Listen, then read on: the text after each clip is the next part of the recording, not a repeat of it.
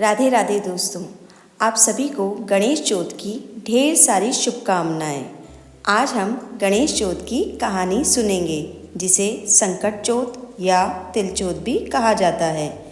एक साहूकार और एक साहूकारनी थे। वह धर्म पुण्य को नहीं मानते थे, जिसके कारण उनके बच्चा नहीं हुआ। एक दिन पड़ोसन संकट चौथ की कहानी सुन रही थी। तब साहूकारनी उसके पास जाकर बोली, तुम क्या कर रही हो? तब वह बोली कि आज चौथ का व्रत है, इसीलिए हम सब कहानी सुन रहे हैं। तो साहूकारनी बोली कि चौथ का व्रत करने से क्या होता है? तब वह बोली कि इससे अन्न, धन, सुहाग और संतान उत्पत्ति होती है और चौथ माता हमारी सारी रक्षा करती है और हमारा कल्याण करती है। तब साहूकार की बहू बोली कि यदि मेरे गर्भ रह जाए तो 1.25 सेर तिलकुटा करूँगी और चौथ का व्रत भी करूँगी और उसका उद्यापन भी करूँगी। उसके गर्भ रह गया तो वह बोली कि मेरे लड़के हो जाए तो मैं 2.5 सेर का तिलकुटा करूँगी। उसके लड़का भी हो गया तो वह बोली कि हे चौथ माता, मेरे बेटे का विवाह हो जाएगा तो 1.25 सेर का तिलकुटा करूँगी। जब बेटे का विवाह तय हो गया तो वह विवाह करने चले गए। तब चौथ विधायक जी ने सोचा कि जब से इसका गर्भ रहा है तब से रोज तिलकुटा बोलती है और अब तो इसके बेटे का विवाह भी हो गया है, तब भी तिल का एक भी दान नहीं किया है और बार बार बोलती है कि मैं 1.25 सेर का तिलकुटा करूँगी, 2.5 सेर का तिलकुटा करूँगी। ये तो बहुत गलत है। अगर हम इसको परपंच नहीं दिखाएंगे तो अपने को कलयुग में कौन मानेगा और कोई भी अपनी बात पर नहीं ठहर पाएगा और कोई भी अपने कार्य को सिद्ध नहीं कर पाएगा और इसके बेटे को फेरों में से ले लेंगे। जब उसने 3 फेरे लिए तो चौथ माता गरजती हुई आई और उसको उठाकर पीपल पर बिठा दिया।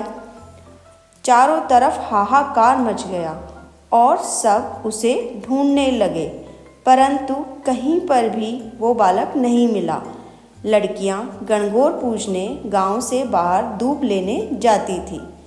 तब वह कहता था कि आ मेरी अर्धब्याई, आ मेरी अर्धब्याई, क्योंकि वो पीपल के पेड़ के ऊपर बैठा हुआ था। चौथ माता ने उसको पीपल के पेड़ के ऊपर बिठा दिया था। ये बात सुनकर वह लड़की सूखकर कांटा हो गई। तब लड़की की माँ बोली, मैं तुझे इतना अच्छा खिलाती हूँ, इतना अच्छा पहनाती हूँ, फिर भी तू क्यों सूखे जा रही है?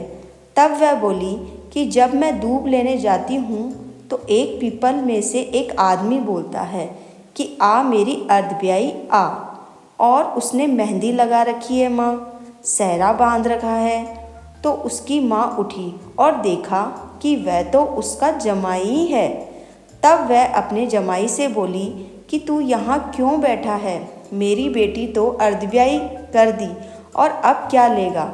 तब वह बोला कि मेरी माँ ने चौथ माता का तिलकुटा बोला था, वह उसने नहीं किया और चौथ माता नाराज हो गई और मेरे को यहाँ बिठा दिया। वह वहाँ गई और साहूकारनी से बोली कि तुमने गणेश चौथ का कुछ बोला है क्या? तब साहूकारनी बोली तिलकुटा बोला था। तो फिर साहूकारनी बोली कि अगर मेरा बेटा आ जाए तो मैं 2.5 मन का तिलकुटा करूँगी और गणेश चौथ राजी हो जाएंगे। तो फिर उसने उसके बेटे को फेरों में लाकर बिठा दिया। बेटे का विवाह हो गया। तब उन लोगों ने 2.5 मन का तिलकुटा कर दिया और बहुत शान शौकत से चौथ माता का उद्यापन किया और तिलकुटा किया और सभी परिवार वालों को बांटा। बोली कि हे चौथ माता, तेरे आशीर्वाद से मेरे बेटे बहू घर आए हैं, जिससे मैं हमेशा तिलकुटा करके तेरा व्रत जरूर करूँगी। सारे नगर में ढिंढोरा पिटवा दिया कि सब कोई तिलकुटा करके चौथ माता का व्रत करना।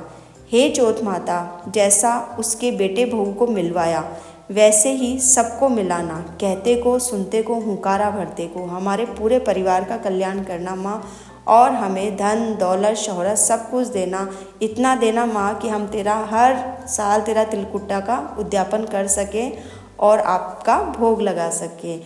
इसके बाद में विनायक जी की कहानी सुने। राधे राधे।